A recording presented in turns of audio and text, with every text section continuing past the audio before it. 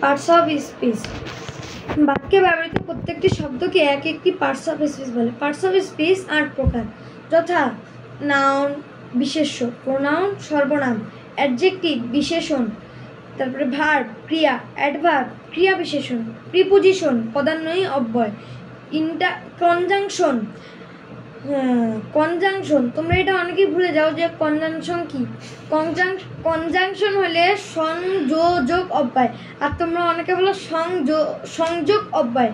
সংযোগ অব্যয় কিন্তু ভুল, সংযোজক অব্যয়। দন্তাস্ব উনস্বর অন্তস্থ জয়গ্রজ বর্গযোগ সংযোজক অব্যয়। ইন্টারজেকশন আবেগ সূচক অব্যয়। এখন আমরা শিখবো নাউন কাকে বলে।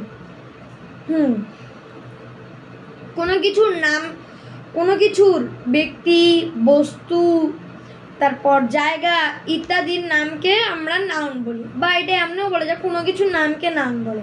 যেমন এখানে 3টা দেওয়া আছে, আর এই 3টা হইতে পারে, যেমন তোমাদের ধরো হচ্ছে রাহাত একটা নাম দিলাম, আর একটা পশুর নাম যেমন লায়ন, আর একটা জায়গার নাম ঢাকা ইত্যাদি। তারপর আমরা আসি প্রোনাউনে। নাউনের পরিবর্তে যে ওয়ার্ডগুলো ব্যবহৃত হয় তাকেই প্রোনাউন বলে। যেমন নাউনের পরিবর্তে ব্যবহৃত হয় ই, সি, ইট, দে, হার ইত্যাদি। তারপরে আমরা করব অ্যাডজেক্টিভ। যে ওয়ার্ড নাউন বা প্রোনাউনের দোষ, গুণ, সংখ্যা, পরিমাণ, অবস্থা ইত্যাদি প্রকাশ করে তাকে অ্যাডজেক্টিভ বলে। মানে দোষ বলতে মানে যেগুলো খারাপ, আর গুণ মানে যেগুলো ভালো, আর সংখ্যা মানে যে সংখ্যাগুলো দেওয়া থাকে আর কি, আর পরিমাণ মানে কতটুকু, কত মানে কিভাবে হয় ওগুলা, ওইটাই আর কি, এটাই বুঝাইছে। অ্যাডজেক্টিভ কোনগুলো, সেগুলো হচ্ছে গুড, ব্যাড, মানে 2টা দিলেই এনাফ। এখন আমরা শিখবো ভার্ব। যে ওয়ার্ড দ্বারা কোনো কিছু কাজ করা বোঝায় তাকে ভার্ব বলে, বা আমরা এটাও বলতে পারি যা দ্বারা কোনো কিছু কাজ করা বোঝায় তাকে ভার্ব বলে। এখন ভার্ব কোনগুলো, আমরা সবাই জানি ভার্ব কোনগুলো, যেমন স্লিপ, রাইট, রিড, রান ইত্যাদি। তারপরে আমরা শিখবো অ্যাডভার্ব। অ্যাডভার্ব হচ্ছে ভার্বের কোনো কাজ। অ্যাডভার্বটা মানে কি? অ্যাডভার্ব মানে হচ্ছে ক্রিয়া বিশেষণ। জি।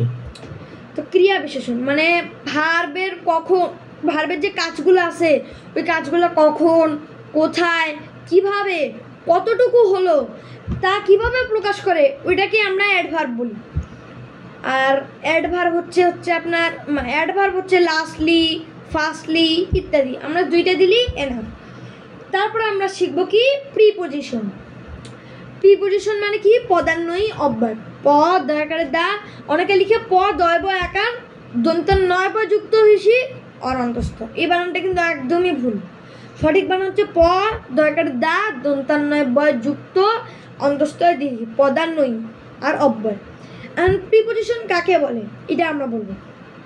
এখন প্রিপোজিশন হচ্ছে যে ওয়ার্ড নাউন বা প্রোনাউনের পূর্বে বসে বাক্যের অন্যান্য ওয়ার্ডের সাথে মানে সম্পর্ক স্থাপন করে তাকে প্রিপোজিশন বলে। এটার মানে হচ্ছে যে ওয়ার্ডগুলো যে আছে, এই যে নাউন আর এই যে প্রোনাউন, এই 2টার পূর্বে মানে আগে বসার পর বাক্যের যে অন্যান্য শব্দগুলো আছে ওটার সাথে যে একটা সম্পর্ক স্থাপন করলো, এটার সাথে যে একটা সম্পর্ক স্থাপন করলো, এটাকেই প্রিপোজিশন বুঝাইছে। তারপর উদাহরণ দাও, যেমন উদাহরণ দাও 2টা প্রিপোজিশনের। যেমন 2টা উদাহরণ, ইট। নো, ইট কেন হবে? ইট কেন? Of, in, out, before, after, অনেকগুলো হতে পারে। তারপরে আমরা শিখবো কনজাংশন। আমরা কি বললাম বন্ধুরা? কনজাংশন বলছি আমরা সংযোজক অব্যয়। এটা অনেকে ভুল করে, এটা সকলে বলে কি সংযোগ অব্যয়, আবার লিখতে যাওয়া ভাবে হ্যাঁ সংযোজক অব্যয় আমি এটাই লিখবো। পরে যখন লিখতে যাই তখন লিখেছি কি দন্তাস্ব উনস্বর অন্তস্থ যোগ সংযোগ অব্যয়। আমিও এরকম করতাম। আমিও আগে যখন আমি এটা প্রথম শিখছি তখন আমিও এরকম করতাম, মুখে বলতাম যে সংযোজক অব্যয় কিন্তু লিখতাম সংযোগ অব্যয়। এখন এটা অনেকেই ভুল করবে যারা নতুন পার্টস অফ স্পিচ শিখতেছে। তো কনজাংশন কাকে বলে? যে ওয়ার্ড, দুটি ওয়ার্ড বা সেন্টেন্সকে যুক্ত করে তাকে কনজাংশন বলে। মানে একটা ওয়ার্ড আছে এখানে, যে এই যে যেমন একটা word she is a student, এখানে একটা ওয়ার্ড, তারপরে কি বলছে দুইটা ওয়ার্ড, মানে দুইটা শব্দ আছে। তুমি উদাহরণ দাও, যেমন কনজাংশনগুলো উদাহরণ দাও, কি কি? যেমন উদাহরণ দাও। কনজাংশনের উদাহরণ, জি। কনজাংশনের উদাহরণ কি জানি, and but or and but or so। so, হ্যাঁ, এটা ভালো উদাহরণ দাও আবার। and but so ইত্যাদি।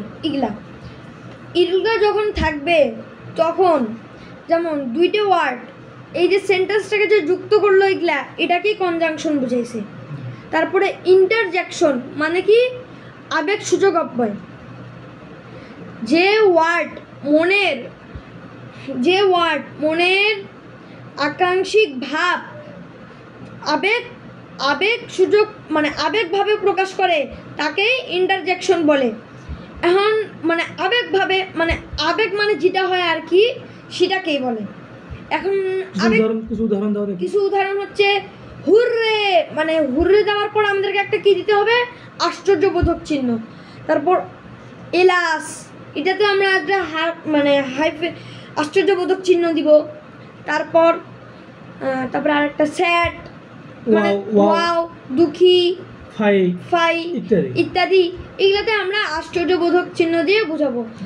তো বন্ধুরা, আজকের পর্যন্ত আমরা এতটুকুই। আবার আমরা এরপরে আনবো তোমাদের জন্য টেন্স।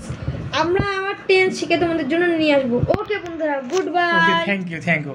এসে মোটামুটি অনেক পার্টস অফ স্পিচ তো মোটামুটি মানে মাথায় ঢুকে গেছে। এরপর আর অন্য কোনো পার্টস অফ স্পিচ মানে পদ প্রকরণ, এটা সবাই মনে রাখবো, অনেকে ভুলে যায়। Okay, thank you, welcome, good by.